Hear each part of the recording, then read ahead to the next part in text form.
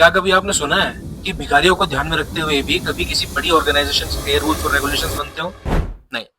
लेकिन पाकिस्तान, सॉरी, भिखारिस्तान को ये बात कभी समझ में नहीं आएगी। हर 6 महीने में अमेरिका से चाइना, चाइना से अमेरिका अपना बाप बदल देने वाला पाकिस्तान अब की बार चला था एसीसी के रूल्स बदलने, उसके फिक्सचर्स बदलने, उसके मैच बदलने, उसका रेफरी बदलने। लेकिन अंत में वही हुआ जो हमेशा होता है, पाकिस्तान की इंटरनेशनल बेइज्जती। और उसकी शुरुआत हुई है भारत पाकिस्तान के मैच के बाद से। एक तो मैच में पिट गए, उसके बाद से जब हमारी टीम ने इनके साथ हैंडशेक नहीं किया तो उसके बाद इन्होंने रेफरी पर इल्जाम लगाए कि उसी की वजह से, उसी के कहने पर इंडियन टीम ने पाकिस्तान के साथ में हाथ नहीं मिलाया। एक तो बहुत इनकी इंटरनेशनल बेइज्जती हुई। दुनिया में वैसे ही मुंह दिखाने के लायक नहीं है, कभी आटा मांगते हैं, कभी चावल मांगते हैं, कभी आईएमएफ से डॉलर्स मांगते हैं, और अब हैंडशेक मांग रहे थे। था पीसीबी ये डिमांड कर रही थी कि जो ये मैच रेफरी है एंडी पाइक्रॉफ्ट, इसको हटाया जाए।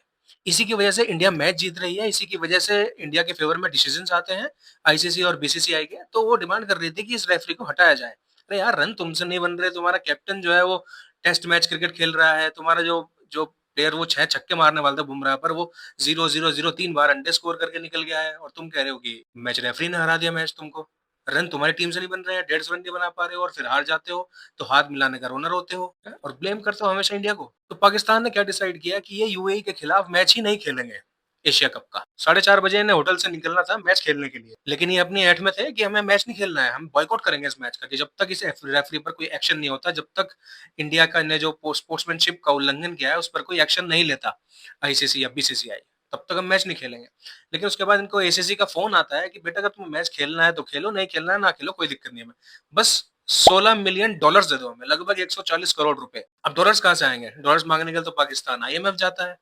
अब 140 करोड़ रुपए इतने तो उन्होंने सालों में नहीं सुने होंगे, इतनी बड़ी गिनती। तो उसके बाद चुपचाप अपना मुंह नीचे करके मैच खेलने के लिए आ जाते हैं यूएई के साथ। तो पाकिस्तान को समझना होगा कि पाकिस्तान की भी इतनी औकात नहीं है, उसकी औकात सिर्फ इतनी है कि वो दाल चावल आटा चीनी इन पर ही डिप्लोमेसी कर सके, इतनी बड़ी सॉफ्ट पावर बनने की कोशिश ना करे। इंडिया की औकात है, हमारी मर्जी से चलते हैं सारे कप्स, चाहे वो वर्ल्ड कप हो चाहे वो एशिया कप। और हाँ, हमारी गलती भी है कि हमने तुम लोगों के साथ मैच खेला, हमें मैच खेलना नहीं चाहिए था, लेकिन उसके बाद भी हमारी औकात है कि हम मैच डिले कर सकते हैं, हम मैच मैच हम खेलने से मना भी कर सकते हैं, लेकिन तुम लोगों की नहीं। तुम लोगों को समझ में आना चाहिए। लेकिन पाकिस्तान की इनकी रस्सी जल गई पर बल नहीं है। इतना ओवर कॉन्फिडेंस कहाँ से लेके आते हैं कि इनके हिसाब से, इनके जो पाकिस्तानी इंस्टाग्राम यूजर्स जो है उनके कभी कमेंट्स पढ़ना आप इंस्टाग्राम पे, तो उनके कमेंट्स ऐसे मिलेंगे कि इन्होंने 1947 में भारत को हराया, 1965 में हराया, 1971 में हराया, 1999 में हराया, और अब 2025 में भी हरा दिया।